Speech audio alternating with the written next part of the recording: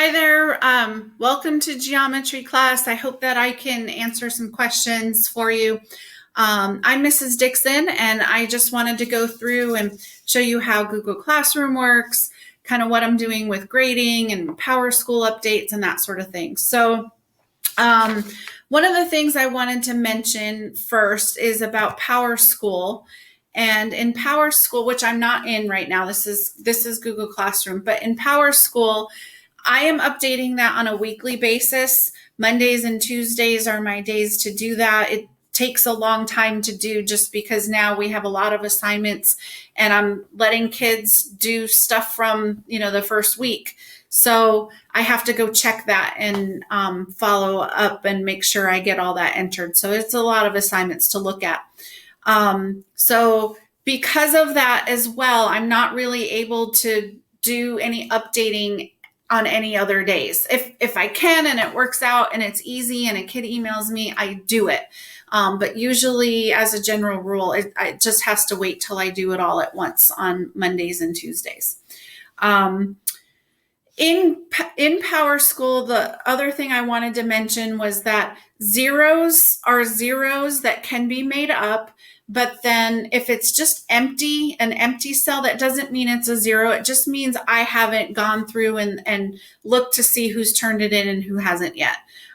So don't worry about empty cells. I will get to those eventually. They're just not updated.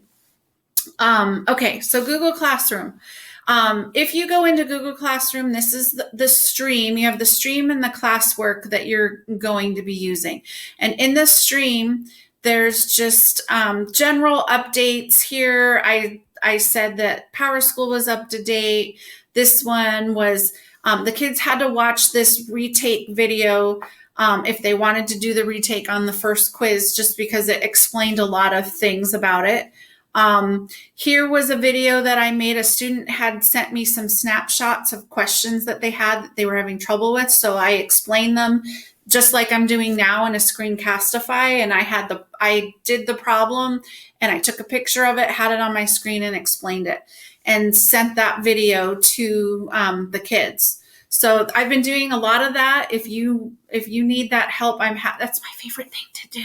So if you would ask me, I love explaining math problems. That's why I'm a math teacher. So please ask me. It's fun. So I wanted to go through though and show you the tab now for classwork.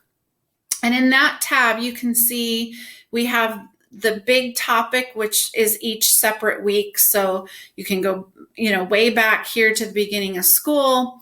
The week of October 12th is this current week that I'm in. When you watch this video, it may be the following week, but we have the weekly calendar, which is what I like personally because it's a big picture view of what they're doing. So I'll click on that in a second.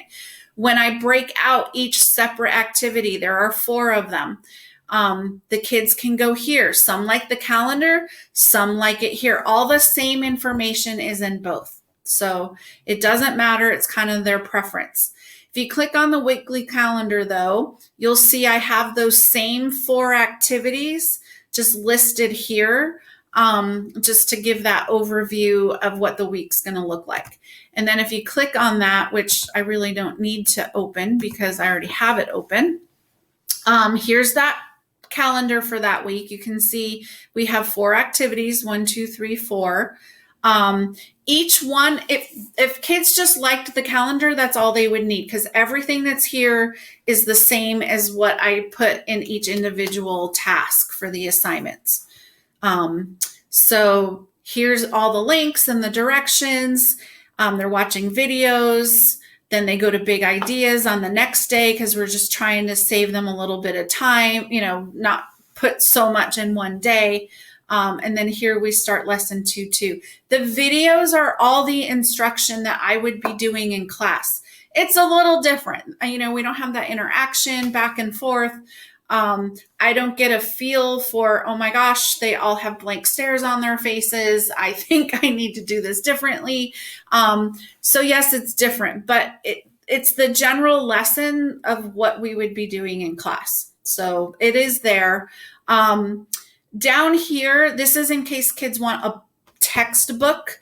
If they want to look in the textbook, you still need to do it on paper, and then you still need to go into big ideas. All the kids need to post a picture of their work that they're doing.